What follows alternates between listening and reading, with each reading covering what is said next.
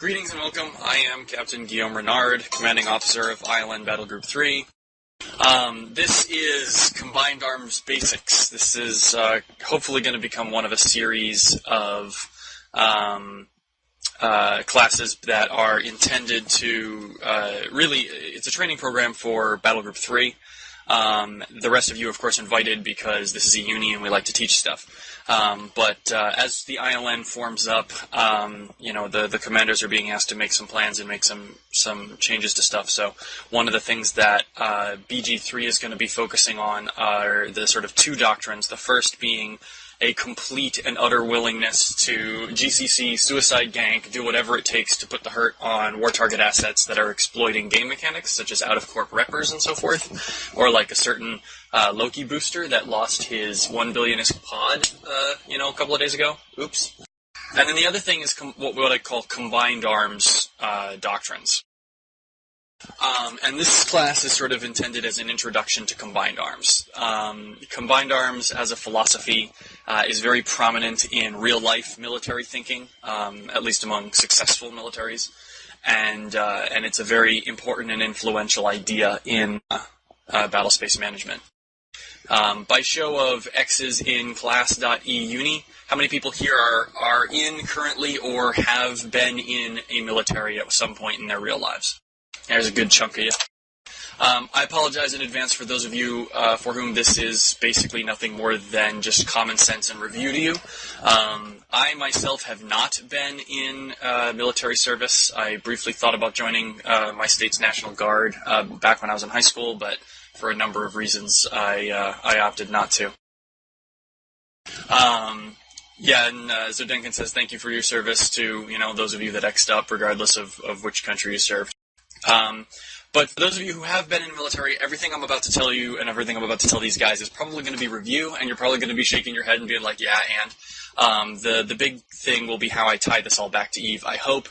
But the good news is that when we're all done here, there will be a whole bunch of people, because those of you who just X'd up are in the tremendous minority, who did not have this as sort of common sense, well, duh kind of thinking, and they now will begin to think about these. And for even those of us who know everything I'm about to say, sometimes hearing it again or just talking about it lets you start to think about it from new angles or think about it in new ways and things, strike ideas that weren't there to begin with. So hopefully those of you for whom this is review will still be able to get some value out of this.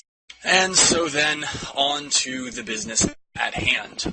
Combined arms theory is a military theory. Military theories are theories about the use of personnel, information, material, and spatial relationships to produce desired outcomes in the case of conflict. It's, kind of a well-duh definition, but to give you an idea of what sorts of things we're going to be talking about, because someone's asked, is our practical going to be that we all hold hands? That is not the kind of combined arms I'm talking about.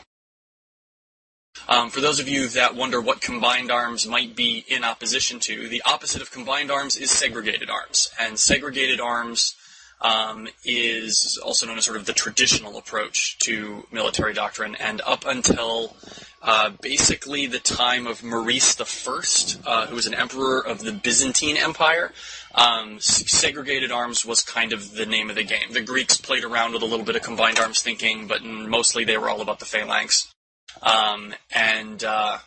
Some other, the Romans had, the Romans before the Marian reforms were a combined arms force, but accidentally so. It was mostly a matter of a bunch of their soldiers were too poor to afford heavy armor, so they made up skirmishers, and that was that. As someone notes, Alexander was a combined arms freak. He really, really was. He loved him some combined arms, and his thinking was influenced by the success of other folks. And then after Maurice wrote his sort of treatise on combined arms thinking at the time called the Strategicon, it really, for the next 500 years of military history, sort of dominated military thinking, although most people weren't really prepared to apply the combined arms parts of the Strategicon to the modern battlefield. So one of the things that you'll notice in the Civil War and in Revolutionary War and in other sort of horse and musket era, they are less combined arms affairs and more guys with guns shooting each other, and then there's some cavalry maybe. And Sal notes that the Romans used auxilia extensively, but they kind of sucked at employing cavalry. And it depends, Sal, on what point in Roman history. Right after the Marian reforms, it was basically all about the legion. And the auxiliaries were basically there as sort of spectators. As you get into the late Empire period, and you've got generals in command of multiple legions, then they start attaching entire groups of auxilia that are the size of entire legions themselves, and then you get to be a more truly combined armed force. Sun Tzu is also, he doesn't actually preach combined arms doctrine, but a lot of what he hints at, especially when he starts talking about how there's only 8 musical notes, but you can make an infinite array of music out of them, how there's only 5 tastes, but you can make an infinite number of flavors out of them. That's Sun Tzu talking about combined arms right there.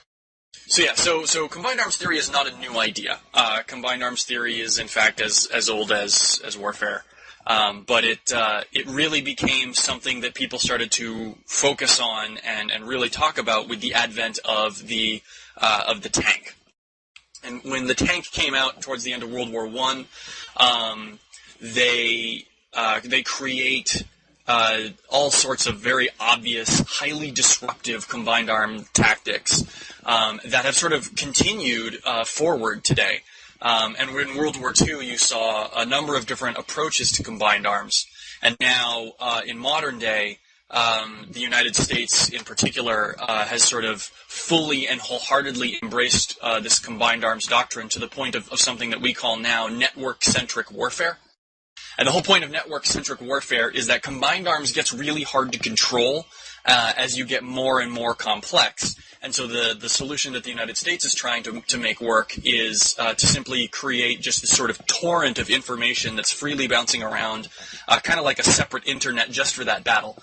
And every single unit everywhere on the battlefield has access to whatever information it needs to get its job done. And by everybody doing their job, things go our way.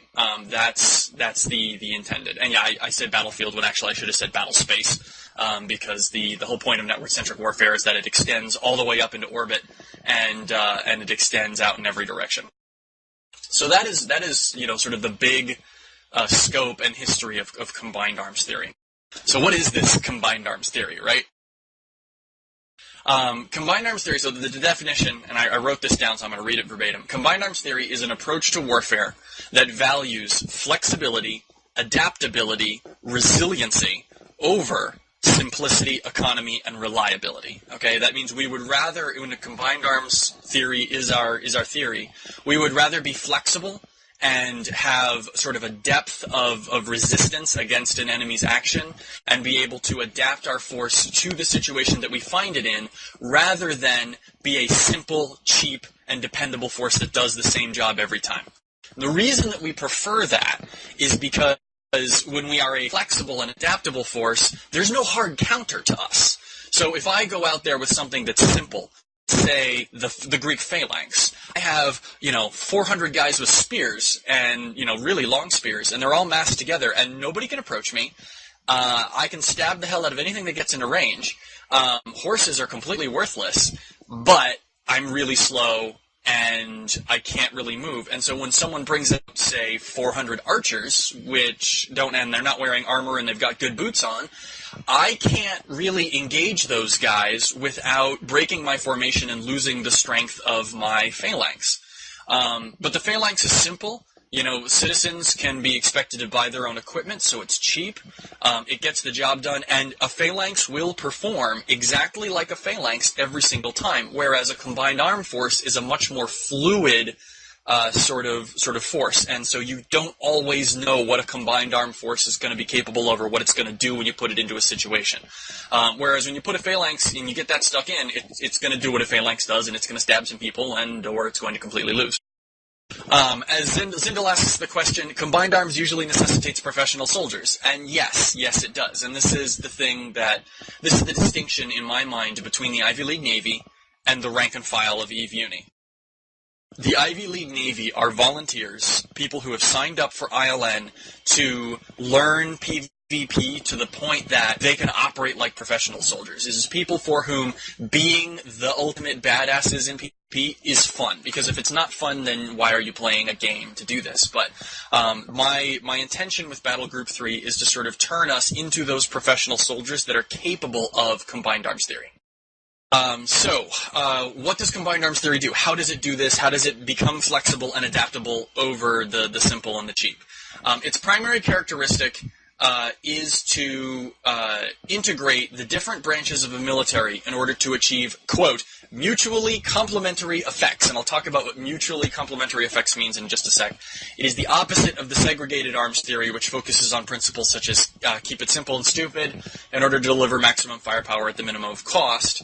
Combined arms theory is all about bunching in a bunch of stuff so that whatever the enemy throws at me, I can sort of transform my force and engage that enemy. I'm going to go back to some questions and sort of finish that thought. Eugene Moon asks, will I be providing info to volunteer for ILN? Absolutely, I'll do that. Wode says, each BG has its own time zone within which it operates. Yes, Wode, but all ILN members, like if BG3 is doing a thing, all battle groups, any ILN member is welcome on our, ILN-only stuff. The difference is that Battle Group 3 is going to be training in this particular way because when I am online as the commanding officer, I am going to want to be leading fleets that do this. I want to basically have a force that no matter what our war targets throw at us, we can put the hurt on them and send them running to the hills. The Battle Group 3, I'm running Battle Group 3, which is, its time zones are, they're from noon to 10 my time, so it's, 1600 to 0200 Eve time is Battle Group 3. Okay, so there are 3 battle groups. Ice Force asks how many battle groups there are. There are 3. I'm in command of the 3rd one. Okay, so now that's the sort of top level what Combined Arms Theory is. How on earth does that matter? Like, okay, so bringing a whole bunch of stuff, isn't that what E-UNI does when we bring kitchen sink, right? Yeah, that is not going to be enough of an explanation. So the next thing I want to talk about is I want to talk about force multiplication.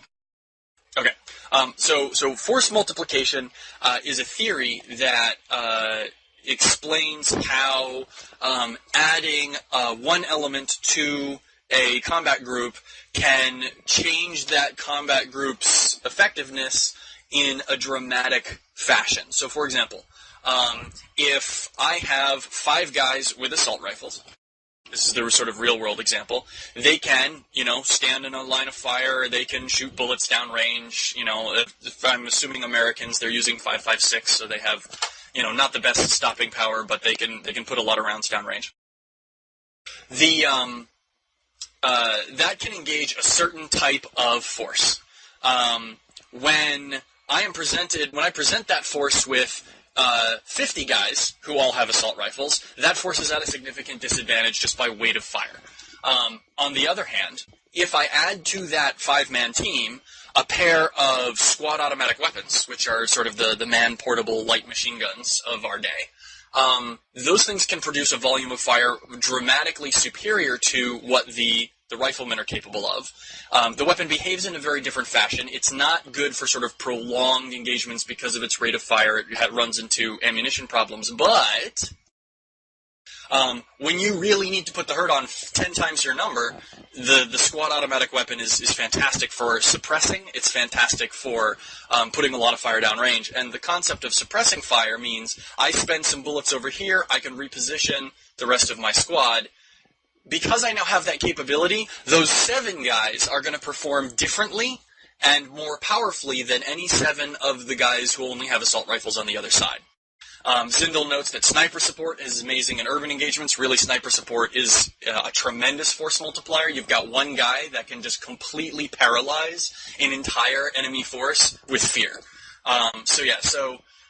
The concept of sort of adding different pieces of equipment and having that change sort of the force value that you're projecting is what force multiplication is all about.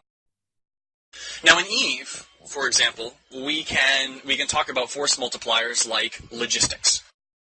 Let's say I have a Drake Let's say that Drake is flying along with its heavy missile launchers and its excellent 113,000 EHP shield tank. And it encounters 2 other enemy Drakes, and they start shooting each other.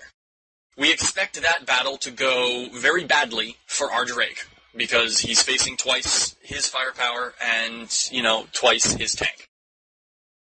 Scale that up, if we have 5 Drakes that run into 10 Drakes, we expect basically the exact same outcome, only a little bit faster.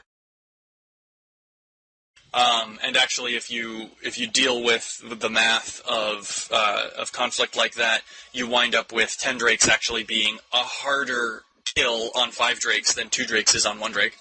And yes, Zindel, E-War is absolutely a force multiplier. So let's say I have 5 Drakes and a Scimitar hanging out of range, and they're up against 10 Drakes. What do you think happens? Good stuff for the 5 Drakes. How good?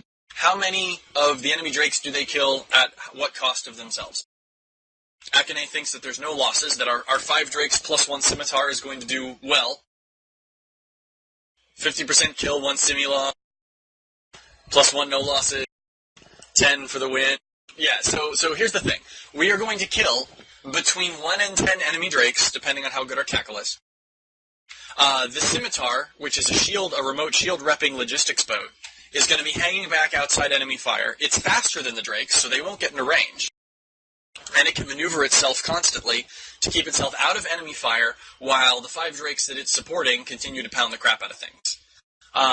Odenkin notes this depends on skill, but basically what's going to happen is suddenly these 5 Drakes plus 1 ship, 6 ships, is able to take on 10 ships. Alright, the only thing I changed is I added 1 ship to the side that was going to get ruffle stomped, and all of a sudden it is completely the other way. That is what force multiplication is. In this case, you'd probably estimate that the Scimitar is multiplying those Drakes by a factor of about 2 or 3, which is absolutely incredible for force multipliers, and it's very particular to the example that I used. Usually your force multiplier, you're going to be multiplying something by a factor between 1 and 2.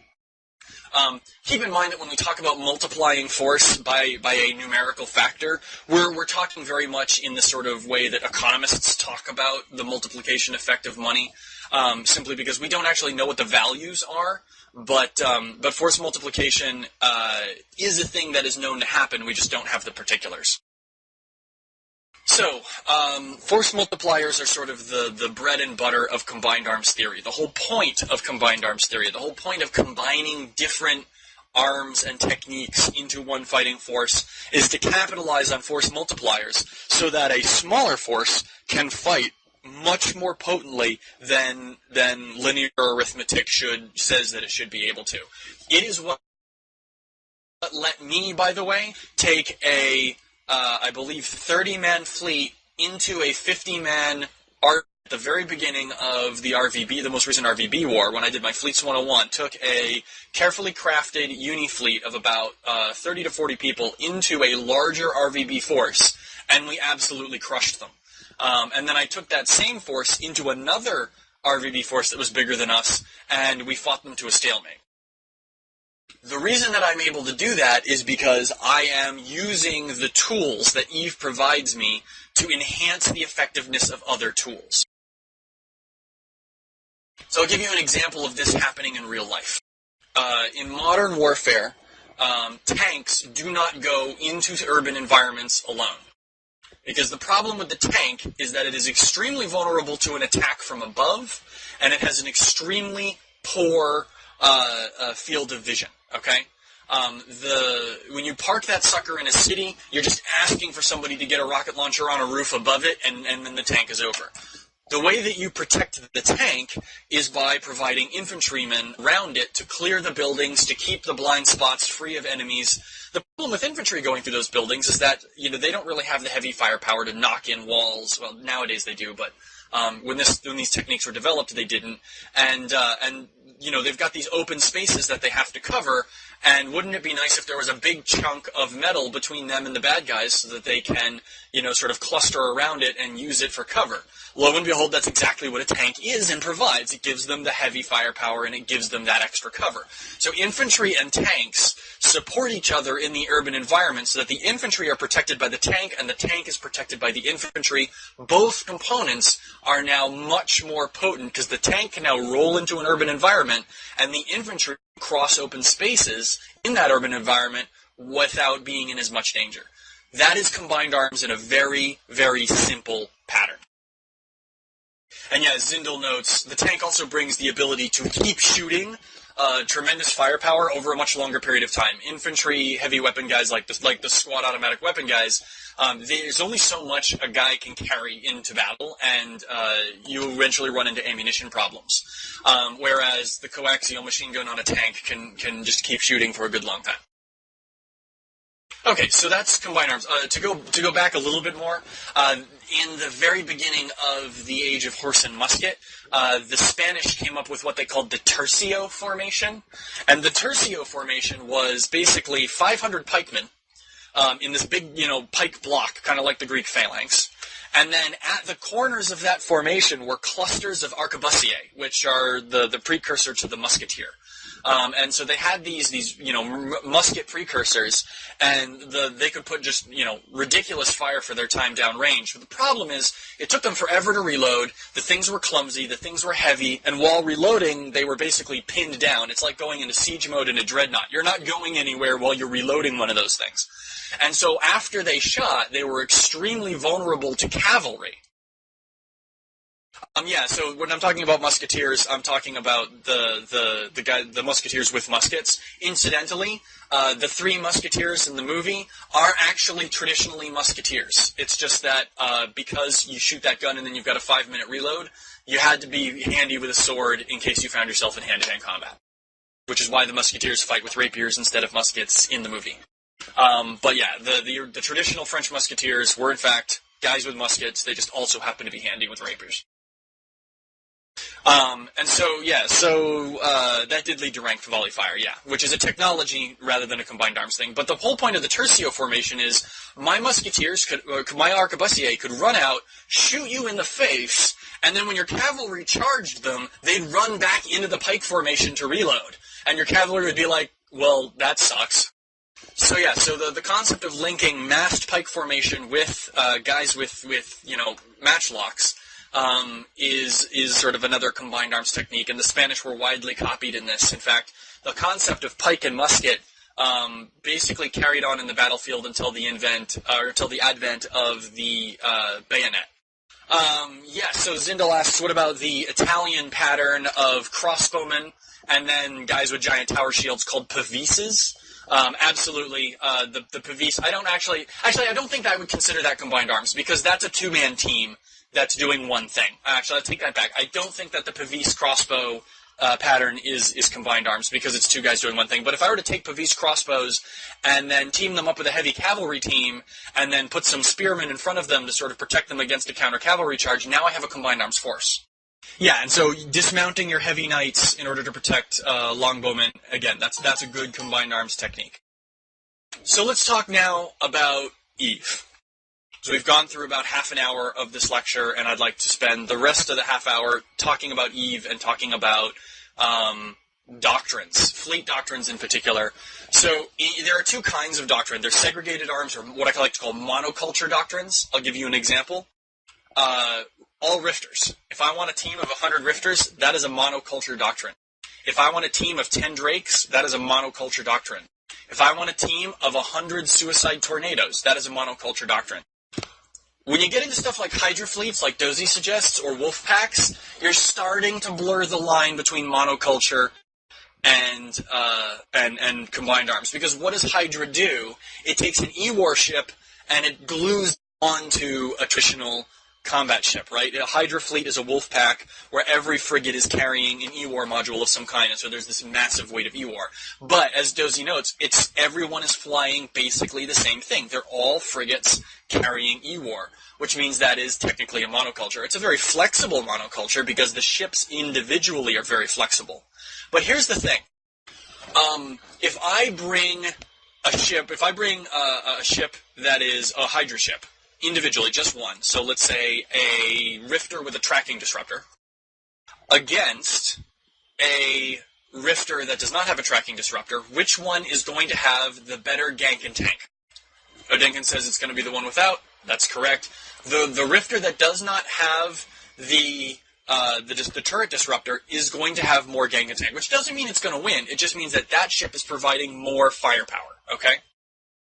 The whole point of combined arms is rather than sort of spreading your E-War out so that everyone is fighting in the same sort of hyper-flexible fashion, the whole point of combined arms is that people specialize, and by specializing, they become better at their role than a jack-of-all-trades like a Hydra Fleet. So if you take a well-built, all-frigate combined arms force up against a Hydra Fleet, you should utterly crush the Hydra Fleet. Bimmerboy wants to know why more firepower on the Rifter that doesn't have the turret disruptor. Zindel has the answer for that one.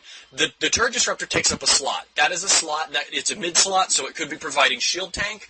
It could be providing a tracking computer to give you more range on, for example, an Arty Rifter. There's a number of ways you can use that mid slot to enhance your role as gank and tank. When you start to add lots of roles to a ship, you make it very hard for that ship to do any of its jobs really well. Now, for the Hydra Fleet, the whole point of Hydra is that it's supposed to be simple, cheap, and very resilient, and it does get that job done. And it's kind of combined arms in that fashion because you're just bringing a swarm of all kinds of different stuff. And as most likely notes, combined arms force is more vulnerable to focus fire, taking away a critical part, than a Hydra Fleet is. That is, in fact, the whole point of the Hydra Fleet, is that there's no one ship you can shoot on a Hydra Fleet. But as a result, the Hydra Fleet is not as potent as the combined arms force. So the combined arms force trades some vulnerability for, or trades some resistance against being vulnerable in exchange for being more powerful overall. At least that's the ideal. If the Hydra force is being brought by Agony, and the combined arms force is being brought by E-UNI, we're in a lot of trouble. Because Agony pilots are all very, very good at their jobs. Zindel asks, so in a combined arms fleet, a squad or wing is a singular entity, and a ship is just a subcomponent of said entity. Not necessarily, Zindel, but that is a perfectly legitimate way for a fleet to decide to form itself. In a small gang, you can have an element being a single ship. If I bring out 5 ships, I could have a DPS element that's 2 ships, I could have a tackle element that's 2 ships, and I could have 1 logistics ship. And that 1 logistics ship is its own thing, So all Drakes, all Rifters, all Suicide Tornadoes, whatever, those are monoculture doctrines. If I'm flying all Suicide Tornadoes, how do you counter me? People say run, someone says ECM, someone says kite, someone says more Suicide Tornadoes. Yeah, so the nice thing about monoculture is if you have 2 monoculture fleets throwing down, the bigger one just wins. That's easy. There's no rocks, paper, scissors there. But when you're talking about what's a hard counter, I want to talk about if the tornadoes are the scissors, what's the rock? Zindel says sensor damps. Someone says ECM. That's good. Let me ask you this. What about assault frigates? Specifically assault frigates with micro warp drives, as Pika suggests.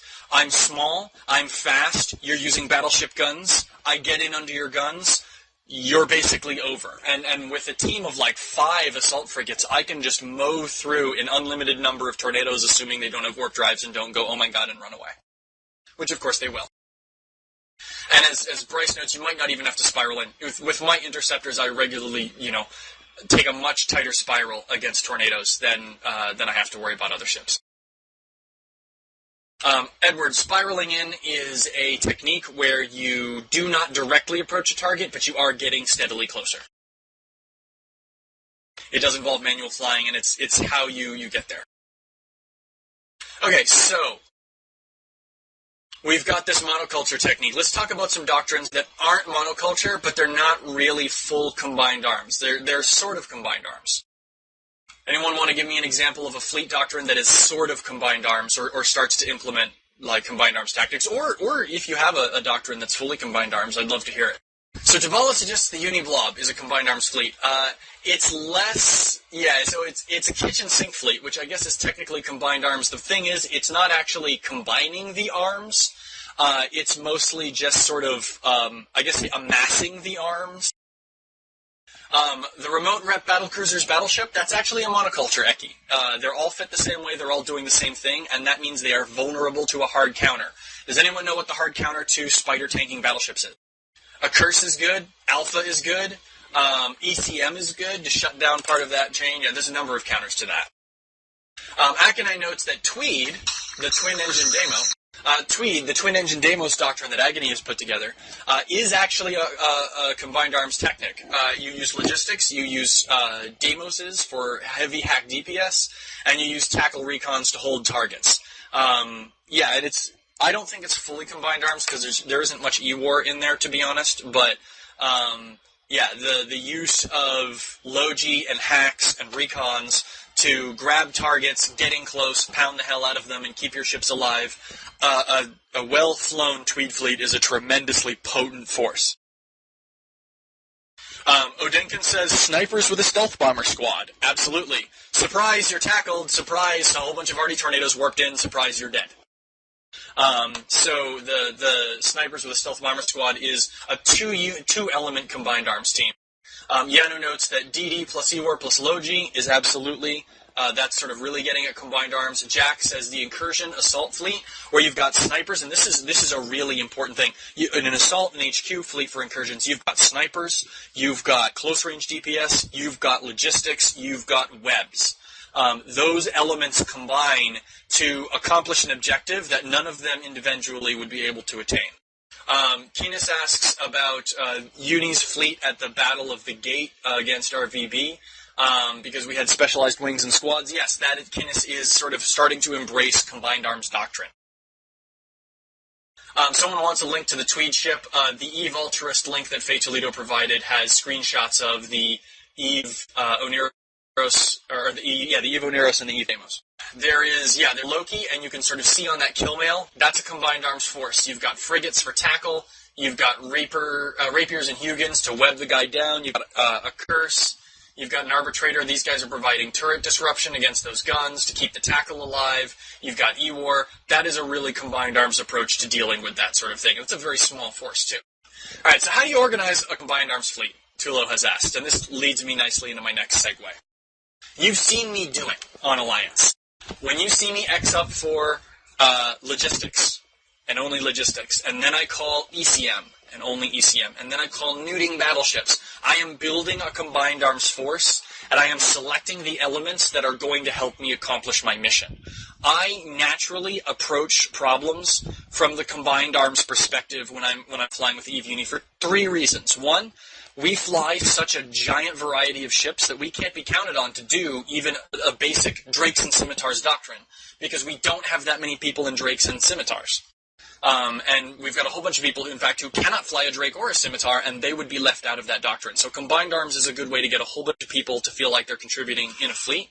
And because we have access to that variability, it is very useful to sort of embrace that and use that as our strength, which is why Battle Group 3 will be focusing on combined arms, because I think it leverages the best of Uni to defeat the worst of the enemy. So combined arms is made up, in my mind, of 6 elements in EVE Online. And those 6 elements are DPS, Tackle, E-War, Logistics, Scout Intel, and Fleet War. Fleet support is kind of the least of these things. But, alright, so DPS. And for each of these roles, by the way, except fleet support, I'm going to give low-skilled pilots a suggestion for how they do it. So the first element is DPS. DPS is also known as damage per second. The primary role of the damage per second role is to pound the crap out of things. Odinkin, absolutely, scouts are part of the combined arms doctrine. A lot of Drake and Simi fleets go out without a scout. A lot of Rifter fleets go out without a scout. So dedicated Cove Ops ships, even if they don't shoot and don't tackle, are part of the combined arms equation. They are providing information. Alright, so the DPS role is served by guys with guns, and lots of tank. The whole point of DPS is to go in there and pound the crap out of things, okay? It's very inelegant, it's very straightforward. Generally speaking, to fly battle cruisers well, to fly battleships well, it takes a lot of EVE skill points. So for those of you who are wondering, how can I fly DPS as a new player? There's a number of ways you can do that. First of all, you can fly high damage frigates. As Tuolo notes, you can fly destroyers. Destroyers are cheap. They're extremely high DPS. They're kind of glass cannon-y, but, you can't have everything. They put out just horrific amounts of damage, and so they're really, really good for that, too. But you can also use Tech 1 cruisers. Never underestimate the power of a Tech 1 cruiser, and for every single race, there are cruisers that are great in the DPS role. For Galente, you have the Vexor, which you can get up to with high skills, like 700 or 800 DPS. It's ridiculous. But a low-skill Thorax can still pump out 200 to 300 DPS, and it tanks way better than a Destroyer. The Vexor, or the Thorax, can also put out some good damage at pretty low skills. Obviously, the higher you get the cruiser skill, the better it is. For Caldari, the Caracol is actually a very good anti-frigate killer. And the MOA is a good blaster boat. A lot of people like to discredit the MOA, but it mounts a monster tank. And for that reason, the MOA makes good heavy tackle as well. And then in the Amar, you can fly an Omen and do really good damage. You can fly a gun-fit Arbitrator, and between your drones and guns, do good damage. I don't think I have a MOA fit. I fly only Galente myself, but let me see about this MOA. Yeah, I don't have a MOA fit handy, sorry. I'm sure someone does, though. Basically, you're looking for a blaster MOA, and it can do a very respectable chunk of damage. And then for Minmatar, the Rupture is almost as good as the Vexor at face melting, and it does it from longer range, and it's even faster. And even the lowly Bellicose and Stabber are pretty good DD ships. The Bellicose has the additional benefit of being an E-War ship that can pump out target painters. So it can make frigate-sized targets in particular big enough to hit with cruiser guns for full damage. So the Bellicose, the Stabber, and in particular the Rupture are good DD cruisers. So the primary role of DPS is to add the points up that get us the kill mails. The second role that's worth talking about is Tackle. Tackle, for those of you that attended my intermediate attacking class, you know Tackle is the alpha and the omega of kill mails. It is the beginning and the end. It starts with the tackle, and it ends with the tackle. If at any point the tackle fails, you don't get a kill mail. Pete, the Vexor is better at DPS than a Thorax if your skills are really, really high. The Thorax is easier to do DPS quicker with, and it moves faster and tanks better than the Vexor does. But for pure gank, max skill Vexor does in fact do more damage because it gets the double damage bonus. So for Tackle, the low-skill solutions are Tech 1 fast frigates, but also Tech 1 cruisers, like the Thorax, like the MOA, like the Mauler, like the Stabber. Heavy tackle is, as those of you who took my class 2 days ago know, very important. Phoenix, we are a mostly Caldari corporation with a lot of good Amar pilots, I think, as well, because Caldari is the easiest to do PvE in, so a lot of people roll Caldari. Zelda, no, I didn't call the Mauler fast. I called the Mauler excellent heavy tackle. And it is. For tackle roll, for heavy tackle, the Caldari also have the option of flying the Merlin. It's a frigate that can be heavy tackle because it can tank like a boss. Someone wants Catalyst and Thorax fits. So I'll give you an example of the Thorax flying in two different ways. That is a DPS Thorax, and that Brick Tackle Rax is the new heavy tackle. You'll note it's very similar, but the Thorax does 200 DPS in the tackle variant and 500 or 600 in the gang variant. Well, yes, I am getting distracted here. The high-skill versions of tackle, by the way, include interdictors, heavy interdictors, interceptors. By the way, interceptors really aren't that high-skilled, so if you find that you really like flying tackle frigates and you like going zoom, seriously, fly interceptors.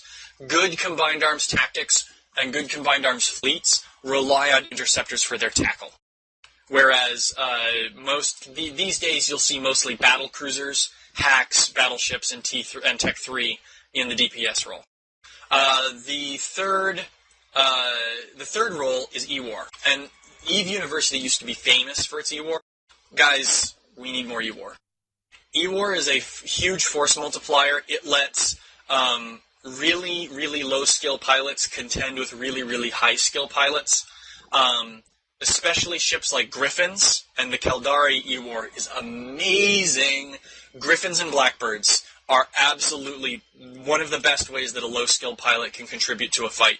Okay, so you're a Care Bear miner. You don't have gun skills. That's fine. Do you have Caldari Frigate 4? Yes? Congratulations, you can fly one of the strongest, cheapest jamming boats in the game. If you decide that you like it, you can train Cruiser 4. You can get up into Blackbirds. But for the low-skilled pilots, never underestimate the power of E-War frigates. The Griffins, the Crucifiers, the Molluses. These things are tremendously useful. Crucifiers keep tackle alive by preventing enemy ships from being able to shoot at the frigates by messing with their tracking speed. Molluses make great partners to Blackbirds and Griffins because, and this is a great force multiplier example. So when I use my ECM and I jam out a ship, that ECM lasts for 20 seconds. ECM is a chance-based all-or-nothing kind of thing. You flip a coin. Either it works or it doesn't, and your jam strength affects the chance that it does work. What that means is it's possible for a Griffin to spam all 4 of its jammers on a target and miss all 4 of them. And in that situation, that Griffin is in trouble. Now, let's say the Griffin gets a jam. That means in 20 seconds, it's going to have to try again. And that means it's once again running the chance that it gets 4 misses in a row. All right? But let's say a Mollusk has teamed up with that Griffin, and it puts a scan res damp on that target. That target is now going to take up to a minute to lock a target, especially a battleship locking a frigate. It takes forever. Because of that scan res damp, the Griffin can miss all 4 of its jams, and then get a second chance with all 4 of them. So it actually has to miss 8 times in a row.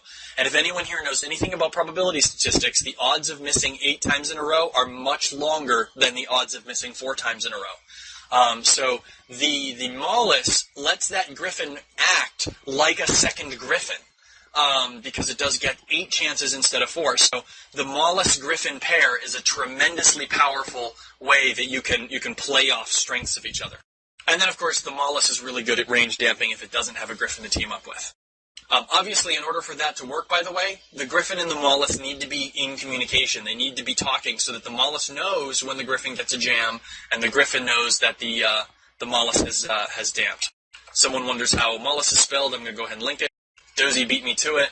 The Mollusk is a seriously underrated frigate. So Galente pilots, if you don't feel like you can fly an Incursus or Tristan well, seriously, get into a Mollusk. They are really good. Muses, the other E-War frigates, the Crucifier is amazing. Turret disruption has an optimal out to like 70 kilometers. It's crazy. 70 kilometers away, well outside engagement range of a Cinnable, for example, which is a pirate cruiser that tends to use autocannons. You can cut that autocannon range down far enough that an interceptor can tackle the Cinnable and not have to worry about its amazing tracking guns. So that Crucifier lets that interceptor tackle as if it was 5 interceptors that are all handing off the point. So the one Crucifier pilot makes an interceptor much more powerful. Obviously, that doesn't work against missiles, but that's what ECM and Griffins are for. The Vigil is the target painter frigate, and the Vigil is kind of unique among E-War frigates because it's also one of the fastest frigates in the game. I think it is the fastest non-pirate, non-Tech 2 frigate in the game. And the Vigil, while target painting is kind of looked at as meh, it's extremely useful to target paint small ships when they're being shot at by big ships. So Vigils are really good at getting enemy destroyers and frigates to die quickly, but it's also so fast that it makes a great tackler. Remote sensor boosters are used, Joel. Again, that gets into fleet support, which I'm going to get to at the end. It's kind of an inglamorous role. It doesn't get you on kill mails the way that, for example, damps do. But yeah, remote sensor boosters is something that you can make good use of. And in the box tournament, I'm revealing one of my secrets here, but in the box tournament that I won the last time, I had my Mammoth fit with remote ECCM, which is kind of like remote sensor boosting. And that way I TCM on my Ospreys, so they could focus on shield tank. So my Ospreys were immune to jams and damage, which was great. And the reason they were able to do that is because that Mammoth was there, and those Ospreys, as a result, were able to tank like they had 2 more Ospreys. So that was another force multiplier technique. For Griffins and Blackbirds, check the wiki. Very good corp fits on the wiki. Okay, so that's E-War. And seriously, for the low-skilled pilots, E-War frigates are just as powerful as the cruisers. Okay, so let's talk now about logistics. Logistics is where we start to get into roles that require really high skill levels and a lot of experience. Logistics is the ships that provide remote repair, either remote shield rep or remote armor rep. These are the Guardian, the Oneros, the Scimitar, and the Basilisk. Logistics is one of the most powerful and widely recognized and adopted force multipliers. E-War is also useful, but everyone understands the power of logistics. For those of you who don't know about logistics, watch the Alliance tournament, and you'll see Basilisks and Guardians and Oneiroi and Scimitars, and you'll see that they get primaried first because you're not going to break the tank of another ship that's receiving those reps. There are other ways to deal with them, like ECM and jamming and stuff like that. But good logistics teams are a linchpin to making small forces fight like big forces. And yeah, Rooks and Kings has, there's actually a video called Ironclad if you want to see just the sheer awesome power of the Ironclad pattern Guardian. The Guardian that they use is just go to YouTube and search for Ironclad, all one word, Rooks and Kings, and have some fun. So that's logistics. Sharan, I'm just about... So for those of you who are talking about, well, I'm a low-skill pilot, but logistics might be for me, especially if, like, you've played other MMOs and you like the healer role, especially raid healing, because EVE logistics is much more like raid healing than like, standard healer role. Then try it out in the Executor, which is what Septimus Stern linked, or the Osprey, which is the Caldari version. This is the Galente and Caldari version, respectively. Those ships are your armor and shield, respectively. The Amarian ship, the Augurer, is useful as a heavy tackle, especially as a fast heavy tackle. Its logistics bonuses for cap chaining. That's very situational. I have areas where sometimes I'd like to bring an Augurer along, and if you want to try it and you're a Mar and you want to fly an Augurer in one of my fleets, just let me know and I'll make room for you and I'll give you a job to do. And then the Minmatar logistics is the Scythe, which provides tracking links, which makes somebody else's guns work better. Again, it's not super useful, but there are situations where it can be handy. Seratus asks, T1 logistics are usually considered too squishy and don't possess enough repping power to make it worth it over other DPS, rather. Absolutely incorrect, in my opinion, Seratus. I understand that a lot of people agree with you, and this is an open controversy in my eyes, but you can do things with Executors and Ospreys that a lot of people don't expect, and especially for pilots that want to learn how to... that don't have a lot of skills elsewhere, or they want to learn how to fly Logi without committing to the month and a half to 2 months that it takes to really train there, a very valuable training tool. And they are battlefield effective. The secret to using Tech 1 Logi well is the fleet has to sort of go out with the intention to use them that way. But they can be very effective, especially for low-skill pilots that don't have the ability to bring heavy DPS boats. Alright, so that's logistics. And that's your low-skill logistics option. Scouting and Intel is the fifth and sort of last low-skill available role. So Scouting and Intel is done mostly in covert ops ships, like recon, stealth bombers, but mostly in the covert ops scouts. The trick with scouts is they are out there not shooting. Yeah, the Anathema, the Buzzard, the Helios, and the Cheetah. They are out there not shooting, but getting information. They are getting warp-ins. They're getting you punts. When you have a scout on your team, you have tremendous ability to attack targets that you don't have any other way, even with good tackle. Because scouts can get in close, they can get you warp-ins. Dozy asks, what's a punt? A punt is when a scout is popped into the fleet wing or squad commander role, probes down a target. When you finish probing, you get a bookmark that lasts for a short period of time.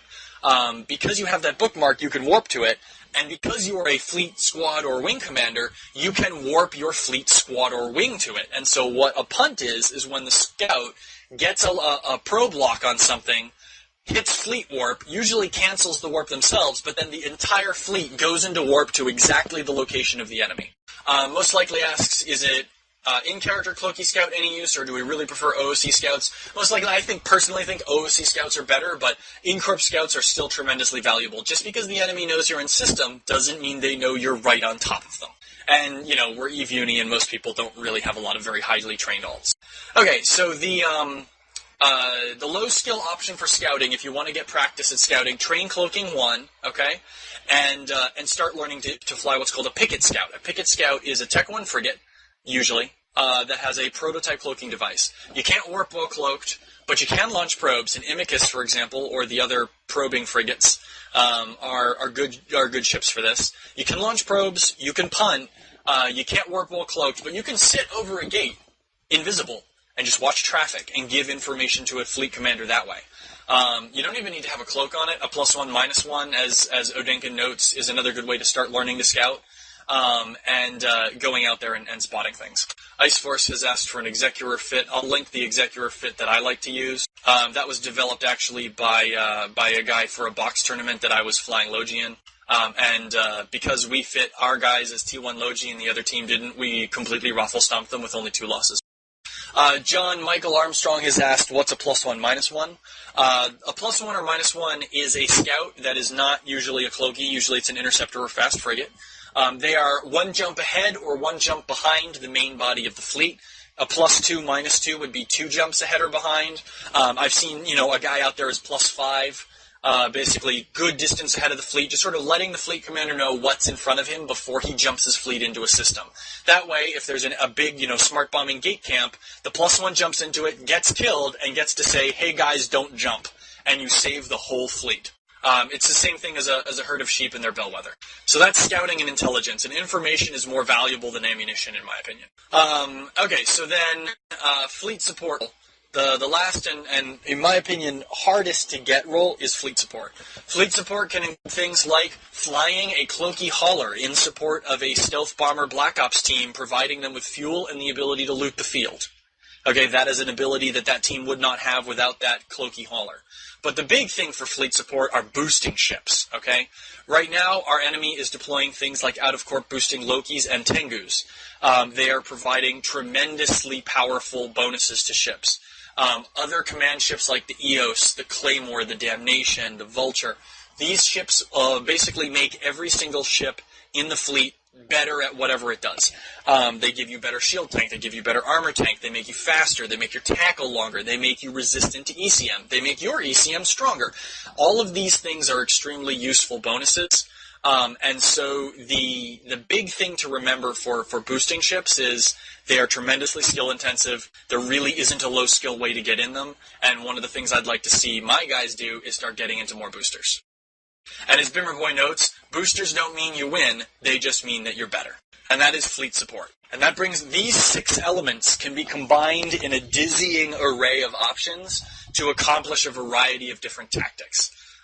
So that is the various roles, combining them together, capitalizing on synergies between them, is what Combined Arms Theory is about. And now you guys understand the basics of Combined Arms Theory and how to apply it to EVE. This is the end of my lecture portion. I am now going to go strictly into questions and answers at this time. Okay, so someone has asked, can it be used during fleets? 20 to 30 pilots, is there a maximum number of pilots 1 Logi can keep alive? Okay, so Ice Force, the amount of pilots that a Logi can keep alive is not based on the size of your fleet, it's based on the size of the enemy fleet, and as Serratus notes, the resists that your ships have. Resistance tanks, as opposed to buffer tanks, are really what make active tanking work, and logistics is a form of active tanking. So the higher your resists and the smaller the enemy force, what'll happen is your logistics will either be able to keep your whole fleet alive, or they'll be broken and your fleet will eventually go down. And yeah, Serratus notes, you still want enough of a buffer that you have enough hit points to absorb the damage so that the Logi have time to lock you, get their reps on you, and for those reps to take effect in the case of armor. But yeah, so logistics is all about providing this portable tank that can be dropped down onto whatever the enemy is shooting at, And so the higher the resists of the target the enemy is shooting at, and the fewer the enemy shooting at it, the fewer logistics you need to keep that up. It's kind of an all or nothing thing. One of the things that people think, for example, I took a fleet out and recently, and I got 0 kills, and I lost 920 million Iskan ships, and people look at that and they're like, wow, you got completely whelped. Actually, that fight was really close. It doesn't look close because the enemy logistics held. If I had broken the enemy logistics, it would have looked entirely different because I had Logi. And so what would have happened would have been a big sort of steamroll the other way. But because I couldn't break the enemy logistics tank, even though I came really close, it looks like on paper we got whelped for nothing. And as Seratus notes, Tech 1 ships below battlecruiser in size. Once you're up to about 30 or 40 ships on the field, you're not going to be able to keep those alive.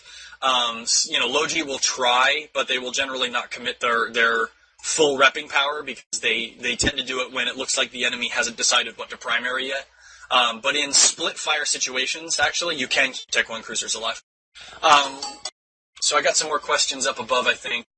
Ethelyn notes that, the more important question is whether or not the logistics can survive, because the easiest way to break a logistics tank is to shoot a logistics ship, because it cannot rep itself, so that's one less Logi boat that you have to break. Wode asks, what is the difference between a Covops and a Force Recon ship for the role of scout? Wode, the Covops frigate is cheaper, easier to get into, less likely to get you into trouble, warps faster, aligns faster, and has a probing strength bonus, so it's better at the role of scout, whereas the Force Recon ship is able to the Fleet Recon ship is able to drop cloak and then apply combat effects to a target. Dexter Lincoln says, going back to the MOA, you mentioned blasters, but would railguns work too? Yeah, technically railguns use the bonus on the MOA better, but it's lower damage. So a rail MOA is basically a sniping cruiser, and sniping cruisers are kind of meh, to be honest. But you can put a sporty tank on it, and it's a respectable boat. I like the MOA a lot. Sal says, this theory is excellent for trained ILN fleets, but less so for standard kitchen sink fleets, and experienced FCs often appear to get a bit frustrated when us inexperienced players cannot contribute as per doctrine. How do we work on bridging the gap? Sal, you're sitting in how we bridge the gap. I am opening the Battle Group 3 training classes to the entirety of EVE University. I'm going to be running them multiple times. Classes like my class 2 days ago, there are people who are not in the ILN who are out there trying to run that 1-2-3 tackle technique that I like to teach. I think that really all we need to do is just start teaching people to think about what their role is. And so for those of you who didn't know what Combined Arms was about, didn't know that specializing in a role and contributing to the greater good is more powerful, now you've got this knowledge, and now when an FC calls for E-War, you kind of understand he's calling for E-War because he wants to do something powerful with it, and you can listen and learn by going out on fleets. But you are right, we get a lot of kitchen sink fleets. I think that the best way to bridge that gap is to just keep talking, keep learning, keep getting ships blown out from under you, and figure it out. Captain Jory, fleet support ships are things like the Vulture, the EOS. These are the command ships that provide bonuses, or things like that Battle Mammoth, or like the Scythe, or the Augurer, that aren't really logistics per se, but they do provide bonuses and let ships do more things. Anyone providing a remote SEBO, that's a fleet support role. And low-skilled pilots could do things like SEBO and tracking links. Zindel asks, is there value in flying a Kitsune as opposed to a Blackbird, given the difference in costs and the loss of mids and tank? Zindel, the Kitsune is smaller, faster, and has naturally higher resists. I like the Kitsune for wolf packs, for Hydra Fleet. I like the Kitsune for frigate-only roams. I like the Kitsune for any situation where being small, speed tanking, or if you've got logistics support, a tanked Kitsune is probably a good way to go. But generally speaking, for general purpose ECM work in a big fleet, a Blackbird is basically better. Not because it's better, per se. I think the Kitsune actually gets stronger jams, but because the Blackbird is just a lot cheaper. And so if you lose a Kitsune, that kind of hurts. That's a 50 to 60 million loss. If you lose a Blackbird, 10 mil, whatever. And the Blackbird will be replaced, whereas the Kitsune won't. So the Kitsune is kind of when you absolutely positively need maximum ECM in the smallest possible frame, and as Tulo notes, wormhole groups love Kitsunes because you don't mess up the mass. Yeah, that's a good place for a Kitsune. And for those of you who don't know, E-War, it gives you the most potency per skill point trained of anything in the game. Dexter Lincoln says, for a DPS role, what would be a better choice, the Caracal or the MOA?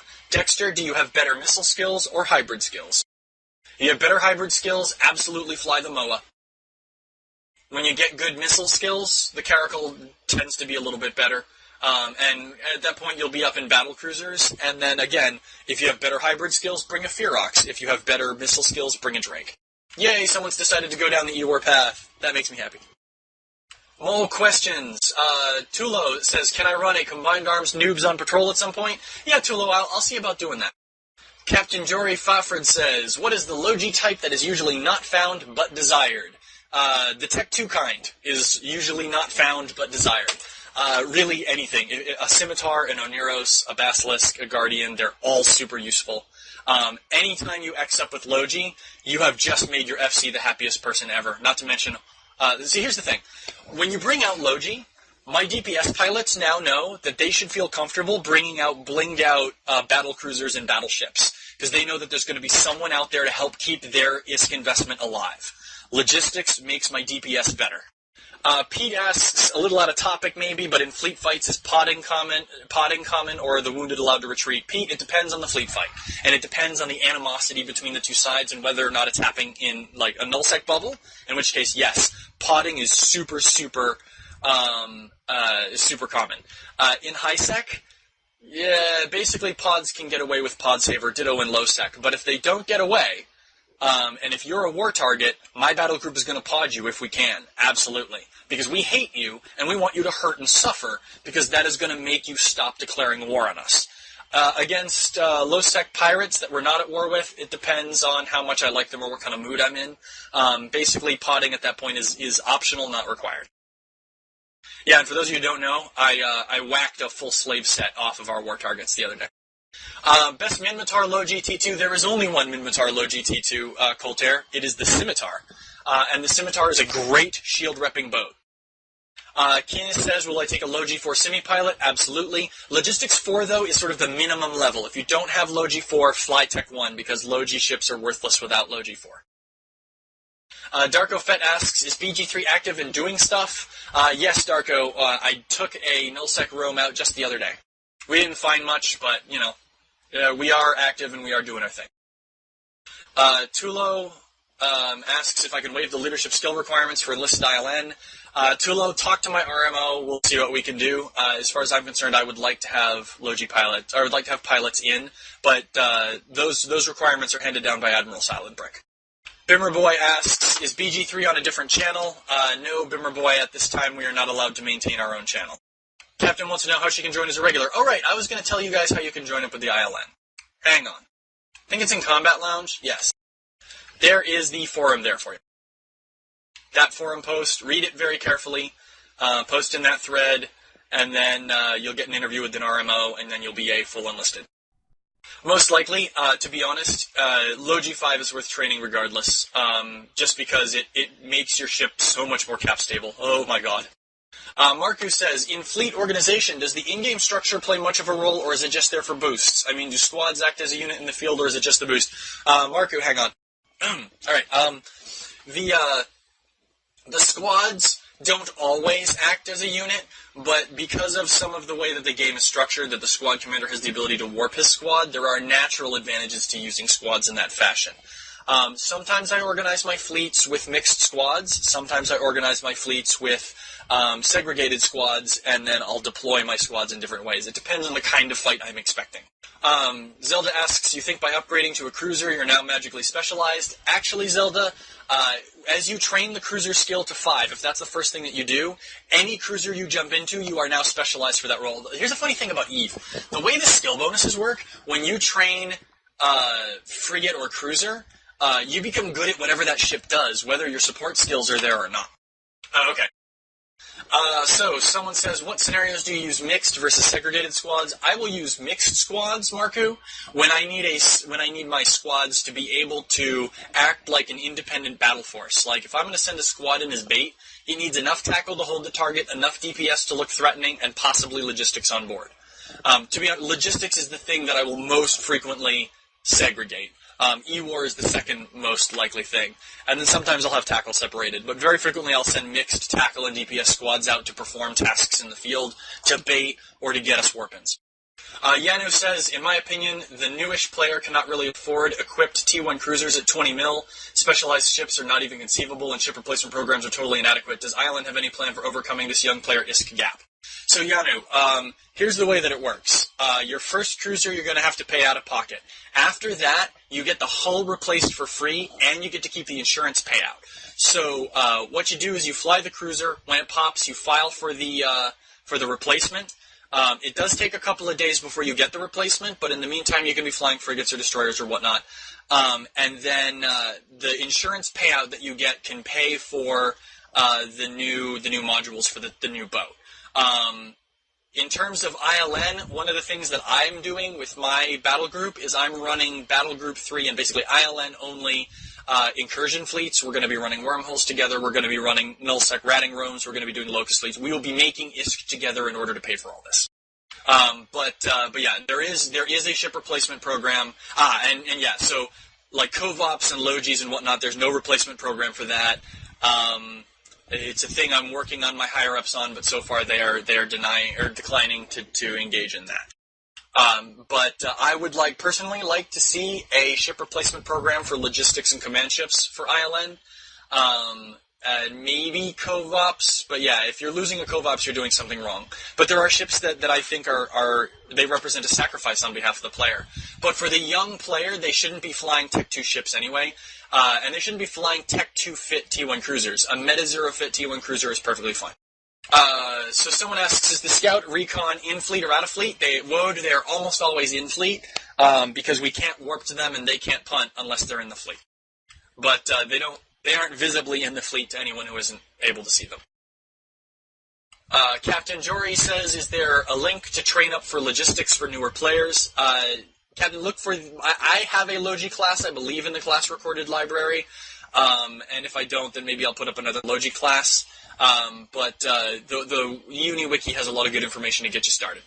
Odinkin notes that in nullsec, Covops losses aren't always because you're doing something wrong. It's true, but even in nullsec, it's hard to lose a Covops boat if you're doing it right.